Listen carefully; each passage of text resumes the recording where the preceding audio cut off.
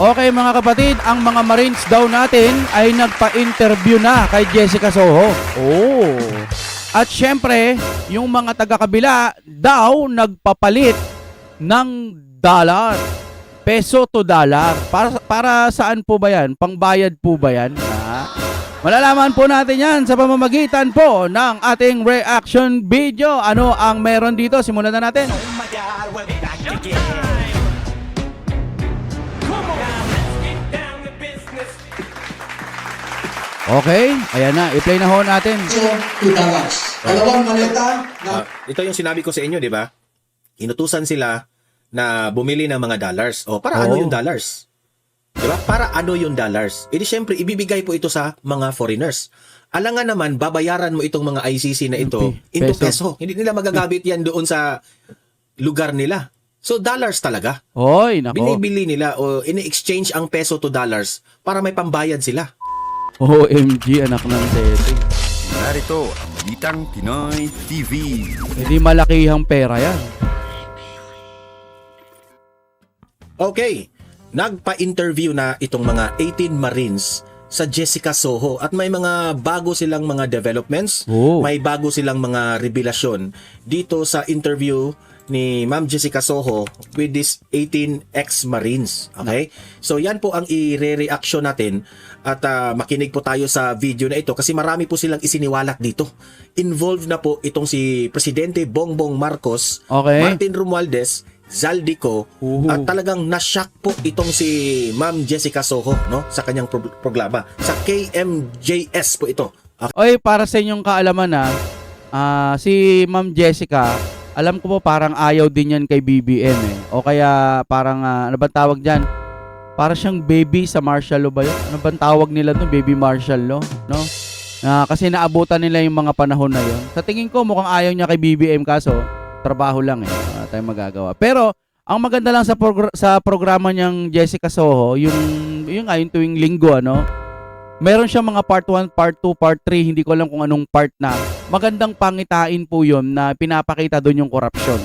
Na ano ba, buong rebellion lang ba ang mananagot? No? Alam niyo, dahan-dahan nang lumilihis ang issue. Kaya dapat ibalik ulit sa flood control. Maganda to lumabas yung 18 Marine para talagang siksik pa rin, dik-dik pa rin at hindi pa rin po mawala yung issue dyan. Ang hirap kasi gusto na nilang kalimutan eh. Ganun-ganun na lang ba yun, di ba? Okay? So yun po ang ating ipapakita dito, no? Kasi grabe, dapat talagang malaman ito ng taong bayan. Dapat, no? dapat. Kaya i-share nyo na itong video na ito ha, para kakalat ito.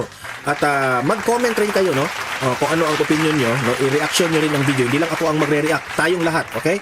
Like, i-share, at the same time, subscribe na rin kayo para updated kayo lagi dito sa Donmar TV sa mga ipinapakita nating video, no? Na mga trending at update. So heto, without further ado, pakinggan po natin itong interview ng 18 ex-Marines na Ma'am Jessica Soho sa KMJS. Ito po. Napakaraming nangyari sa linggong ito. EDSA at 40 ang simula ng pre-trial ni dating Pangulong Duterte sa ICC at ang paglantad ng mga diumano sundalong Marines tungkol sa paghahatid daw nila ng pera sa mga politiko. Teka, ba't si Jessica Soho kulay itim yung ano niya?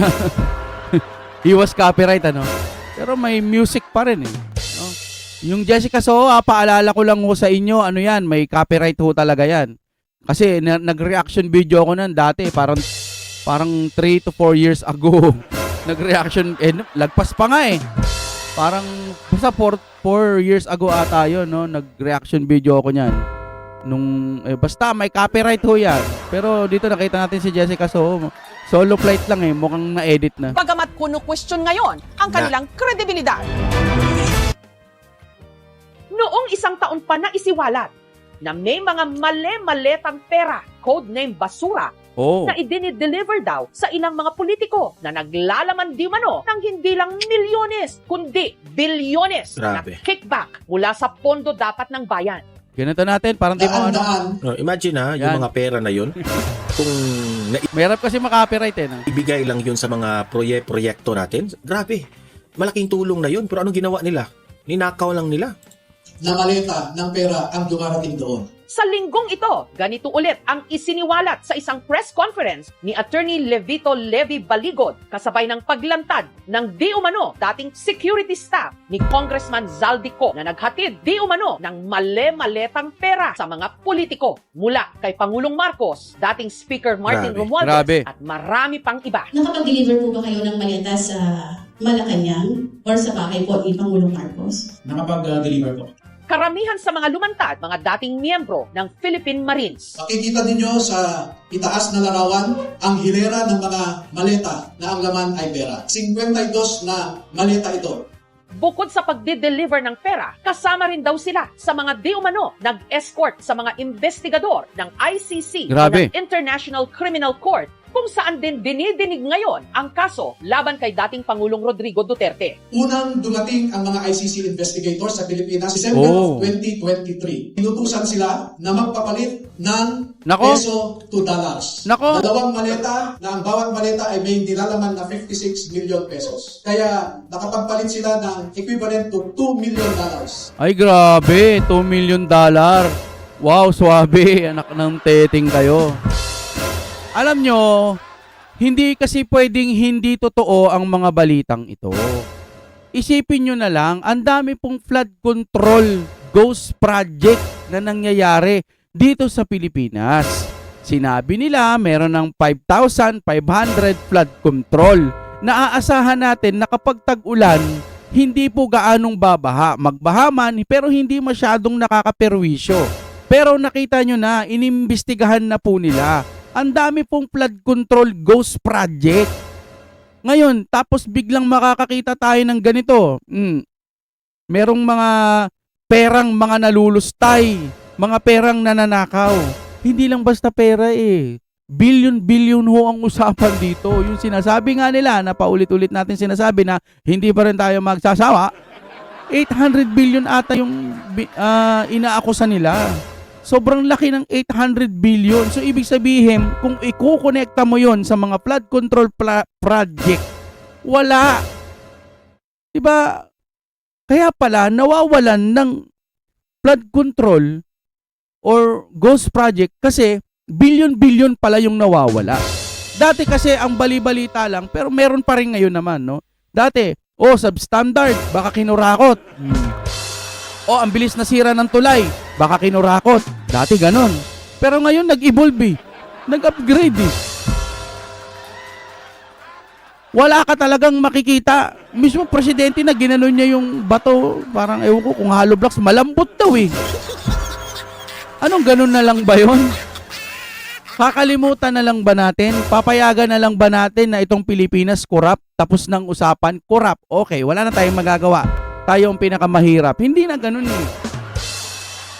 Buti ho sana kung walang mamumuno dito sa Pilipinas na talagang tanggapin na lang natin na wala, korap ang Pilipinas ha. Pilipinas. Kahit sinong maupo, korap talaga eh. Ganon, di ba? Nakasanayan na kasi natin yun. Pero nung nakakita po tayo ng presidenteng tulad ni Tatay Digong na pwede pa palang magbago itong Pilipinas, may pag-asa pa palang mabago, wag na natin sayangin yun. Mamulat tayo. Hindi yung, hindi, BBM pa rin kami. Ano kayo kung adik? Porket adik, ganun-ganun ninyo na lang. Hindi pa siya ng pagiging adik. Ay, nako. Hindi, sample ko lang yun, ano. Ini-exage ko lang. Pero huwag nyo nakampihan. Mali na nga eh. Sa bagay, kayo-kayo na lang naman yan. Basta kami, majority ng mga Pilipino, ayaw na po sa korupsyon. Ayaw na. Hindi pa ba sapat yung mga ebidensya na yan? Tapos iimbestigahan. O sabi, imbestigahan yan. Anong sabi nila Pings? Anong sabi nila Soto? Sarsuela daw. Ba yan, sir? Iimbestigahan nyo nga eh kasi may ibinibintang. Pero pag Duterte ang involved dyan, mabilis pa sa alas 4, mabilis pa sa alas 3. Baka kinabukasan meron agad hearing na kailangan managot. Impeachment agad. Pag Duterte ang involved, ang inaakusahan. Pero kapag ka Marcos administrasyon, ang dami nyong sinasabi, kesyo ganito, kesyo ganyan. Hindi pwede. Kasi hindi nagsasabi ng totoo. Kaya na naman. Pucha, pag binagbibintangan yung mga amo ninyo, Sinungaling ang mga nagbibintang. Pucha, pero pag Duterte, ay dapat parusahan yung mga yan. Mga kapatid, ganun na lang ba tayo? Magtatanga-tangahan na lang po ba tayo sa mga pinagagagawa nila? Sana lang sa susunod na eleksyon, walang dayaan mangyari, no? Kasi mahirap, kawawa mga kapwa nating Pilipino. Pero ang press conference, umani ng samut-saring mga reaksyon. Kasi timing ng ICC confirmation of charges, ang timing din, yung 40th anniversary ng EDSA. Mukhang merong political color. Naglabas ng pahayag ang Philippine Navy. Based on official records, 4 were never members of the Philippine Navy or the Philippine Marine Corps. Majority of the individuals were discharged dishonorably from the service, while others were able to retire in good standing. Pinapanindigan po namin na dito sa 18, dalawa sa kanila ay connected sa Philippine Army noon. And 16 ay former Marines, no? Nagsasabi nga ba sila ng totoo? Ang mas mabigat nating problema, yung crisis sa credibility ng ating mga institusyon. O ginugulo lang nila ang katotohanan? Mukhang merong destabilization na. O, di ba? Yun agad ang iniisip ng mga to. Mukhang may destabilization. Mukhang hindi pwede yung mga yan. Pucha, pinakita na nga ang ebidensya, ang dami-dami. Tapos yung sa helicopter, sinong nakasakay? Tanong lang, sino yung mga nakasakay doon? Si Ping ba yun? Yun ba si School Bukol? Tatanong lang ha. Di ba may mga pang ganon sa helicopter? Anong ginagawa nyo doon sa helicopter? Yung kulay ng helicopter na yon, yung puti. O na pinag-anuan din ng mga mali-maleta. Ano yun, namasyal lang kayo? Ang ina, tinatanga-tangan yung mga kapwa Pilipino, di ba? Kaya mga kapatid, kaya ako tayo nagre-reaction video. Gusto ho natin malaman kung ano yung totoo. Kung mga uhaw kayo at nalalason kayo sa mga bias media na yan, manood kayo ng mga vlog, hindi lang sa akin, sa iba pa. Para mabuksan din yung kaisipan nyo. Kahit sa BBM Vlogger, manood din kayo. Tapos tumimbang kayo. Tignan nyo kung sino ang nagsasabi ng totoo. Kahit opinion lang ho natin ito, mag-ano kayo para makapag-isip-isip din. Isipin nyo, ano ba talaga, sino ba talaga tama. Bumasi din kayo sa mga ebidensya. Makikita nyo naman wala na nga tong administrasyon na to, wala na nga nagagawa Ano bang pinagkakaabalahan ngayon? Malapit na naman ang tag-ulan. Anong pinagkakaabalahan? Di ba impeachment? May gera na, impeachment pa rin. Yon. Ganon ang ating Pilipinas kung mahal. Kaya ang masasabi ko, wala nang pag-asa sa ngayon. Palakpak no?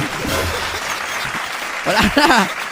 Ang pag-asa na lang ho natin, dasal. Kasi ang mga institusyon natin, parang hindi na rin po nasusunod. Bukod pa doon, yung ombudsman, yung gusto mong sumbungan, kakampi din nila. Paano ngayon papatas ang batas kung lahat nasa kanila na? No? Pera-pera na lang yan sa tingin ko. Wala. Pilipinas natin lalong lulubog kapag ganito ang mamumuno. Mga kaibigan, huwag natin tanggapin ganito na ang Pilipinas. Abroad na lang yung mga ibang mga OFW nating mahal. Kasi nga dito sa Pilipinas, puro korap. Ang liit-liit ang sweldo. Hayaan ho nating umasenso na balang araw naman itong bansa natin umunlad. At magkaroon po tayo ng yung ibang bansa pumupunta, gusto nila dito magtrabaho kasi dito mataas ang sweldo. Sana dumating yung mga ganong punto. Hindi puro na lang abroad, no? Kawawa naman yung mga OFW natin na namimiss nila yung kanilang mga anak. Magtatrabaho sila, mag-iipon sila. Samantalang yung mga taga-kabilang, mga pupunta ng dahig. Sino ba yun? Sila nanay, yung mga daw yun mga testigo daw yun mga namatayan daw ng anak nang dahil sa war on drugs.